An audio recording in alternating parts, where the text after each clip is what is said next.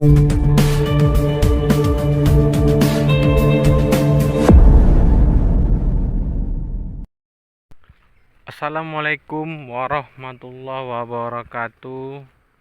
Selamat sore teman-teman. Kembali lagi dengan channel Ridwan Saleh Saleh Official. Salam peternak sapi Indonesia. Salam. Saya dari Riau ya. Jadi salam-salam juga untuk sobat Angon, sobat Ngarit ya yang ada di seluruh Indonesia. Yang sekarang ini lagi Angon juga ya. Jadi pada kesempatan sore hari ini saya mau sedikit menjelaskan ya teman-teman. Jadi kita beternak itu ya mungkin ini ya ada yang bertanya ya. Mungkin ada juga yang sebagian yang tahu, ada yang tidak tahu ya. Jadi di sini saya buat videonya teman-teman ya. Kemarin itu ya pas saya live di streamingnya teman-teman ya.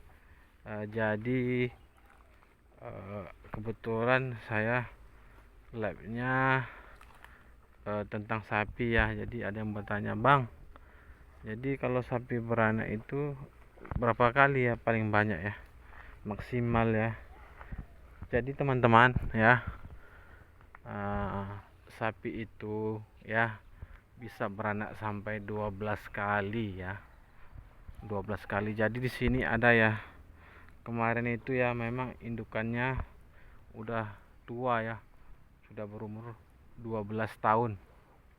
Sudah ini ya sudah beranak 12 kali induknya ya. Jadi sapi itu bisa beranak sampai 12 kali ya. Jadi tergantung ini ya, tergantung perawatan sapi tersebut ya. Jadi supaya sapi itu subur ya. Jadi di tempat saya itu kemarin itu ada yang indukan yang udah 12 kali beranak ya, udah tua banget ya. Jadi jangan teman-teman kira sapi itu beranak sampai 5 kali ya, 6 kali, tidak teman-teman ya. Sapi itu bisa beranak sampai 12 kali teman-teman ya. Jadi tergantung reproduksinya ya. Jadi kalau sapinya sehat, jadi tiap tahun dia beranak terus dikawinkan tiap tahun, jadi menghasilkan. Jadi usia sapi itu sampai 12 tahun, sudah 12 kali beranak ya teman-teman ya. Jadi jangan heran teman-teman ya. Jadi sapi itu ya paling ini ya bisa sampai beranak 12 kali ya. Tapi ada juga yang ini ya, sapi yang tidak sehat. Tentu kalau tidak sehat ya, apalagi reproduksinya atau ini ya peranakan sapi ya teman-teman. Maka tuh saya bilang kemarin sama teman-teman, jadi pada video-video sebelumnya ya saya sudah jelaskan ya, kalau memang betul teman-teman mau sapi teman-teman menghasilkan tiap tahun ya. Jadi setiap pas sapi beranak ya teman-teman, jadi jangan lupa, jadi sapi itu disuntik antibiotik ya.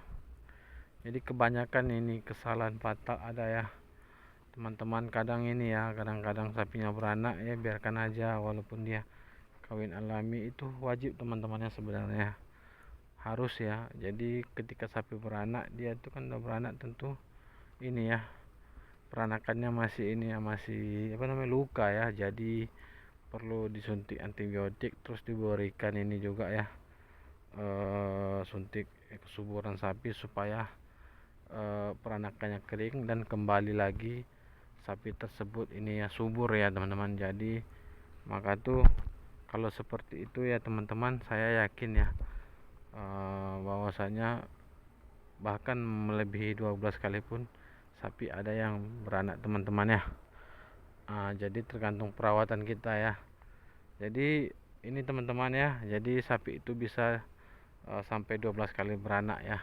Jadi tergantung perawatannya, terus pola makanannya, vitaminnya, khususnya untuk indukannya ya. Indukannya harus sehat ya. Jadi ini teman-teman, ini baru mau melahirkan anak ketiga teman-teman ya. anak ketiga. Jadi tiap tahun ini bunting ini. Jadi anaknya udah umur setahun udah punya adik lagi ini, sapinya teman-teman ya. Jadi saya mau buat sistem seperti itu teman-teman. Jadi setiap tahun jadi sapi harus menghasilkan teman-teman ya. Maka tuh bagusnya ya sistem perkawinannya itu, kalau menurut saya di IB, inseminasi buatan ya. Jadi langsung ya. Jadi kalau benar-benar sapi teman-teman tuh birahi minta kawin, segera kawinkan, panggil mantrinya supaya disuntik. Karena gini ya, cepat ya ini prosesnya ya. Mungkin kalau kawin alami juga bagus ya kan. Tapi saya sih sudah ini 3 kali beranak ini kawin suntik saya bikin teman-teman ya.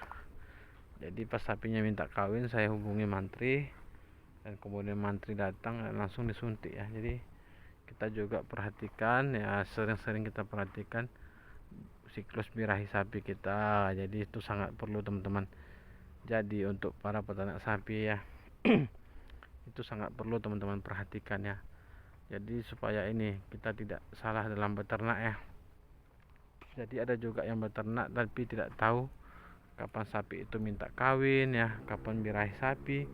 Itu sama aja teman-teman. Jadi kalau kita nggak tahu, tentu ini merupakan suatu kesalahan fatal atau kerugian besar untuk ini ya, untuk kita yang beternak ya, bukan untuk orang lain. Karena kita juga berharap sapi kita itu setiap tahunnya menghasilkan ya.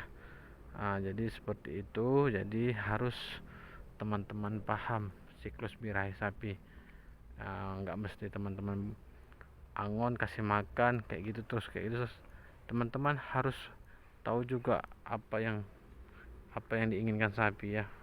Jadi harus tahu juga pas pas keadaan sapi lagi sehat, demam, sakit ya, harus tahu juga teman-teman. Jadi beternak ini ya kita harus paham ya, paham dengan obat-obatan ya, cara mengatasi sapi kita ini, sapi kita lagi demam ya.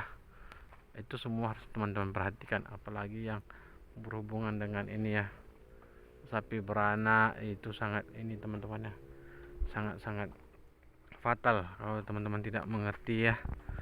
Karena kenapa teman-teman? Karena ya bayangkan kalau indukan yang sudah pernah beranak 2 kali tidak apa-apa teman-teman, enggak teman-teman perhatikan pas dia beranak tidak masalah. Tapi kalau yang baru beranak ya masih dere ya teman-teman ya, apalagi nggak tahu kemarin misalnya sapi kita ini bergerombolan banyak nih, ada yang sapinya jadi sebesar sapi PO, sapi Brahman. Jadi ada yang sapi dere kita ini kawin dengan sapi-sapi yang besar itu teman-teman ya. Jadi fatal kalau nggak kita perhatikan. Sapi dere ini kan sapi yang belum pernah beranak ya. Jadi kalau dia beranak tentu pertama kali ya mengalami beranak. Jadi itu harus kita perhatikan teman-teman ya. Jadi kita harus pintar-pintar juga dalam beternak ya teman-teman ya. Jadi sekian teman-temannya. Jadi sapi itu beranak ya bisa mencapai 12 kali teman-teman ya. Oke teman-teman, jangan lupa di subscribe, di like, dan di komen ya, dibagikan supaya channel kita semakin berkembang, supaya saya rajin-rajin buat konten atau video yang menarik khusus tentang sapi ya teman-teman. Jadi sekian dulu ya teman-teman. Assalamualaikum warahmatullahi wabarakatuh. Selamat sore.